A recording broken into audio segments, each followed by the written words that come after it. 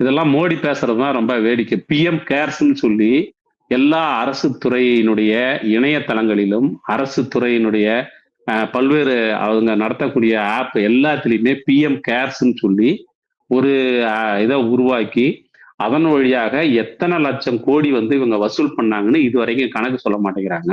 யாரையெல்லாம் ஏமாத்தி எவ்வளோ அதுல வழியா சம்பாதிச்சாங்கன்னு சொல்ல மாட்டேங்கிறாங்க.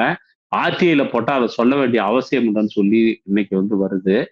பிஎம் கேர்ஸ் வழியா வந்து சுருட்டுனவங்க, இன்னைக்கு வந்து தேர்தல் பத்திரம் மூலமா சுருட்டுனவங்க, அப்புறம் வந்து பல்வேறு சட்ட திருத்தங்களை செய்து பெரும் முதலாளிகளுக்கு அ சாதகமாக திருத்தி, அந்த முதலாளிகளிடமிருந்து அரசுக்கு தேவையான ஆளுங்கட்சிக்கு தேவையான நிதியை பெற்றுக்கொண்டவர்கள். இன்னைக்கு பாரதிய ஜனதா கட்சி 10,000 கோடி நிதி மூலதனத்துடன் இருக்கக்கூடிய ஒரு கட்சி. அவங்களால வந்து இன்னைக்கு பக்கத்து நாட்டுல கூட பாராளுமன்றத்த விலைக்கு வாங்க முடியிற அளவுக்கு அவங்க இன்னைக்கு பணம் வச்சிருக்கிறாங்க. இதையெல்லாம் செய்து கொண்டிருக்கின்ற மோடி வந்து இப்படி வந்து ஊழல பத்தி எல்லாம் பேசுறதுக்கு ஒண்ணுமே கிடையாது.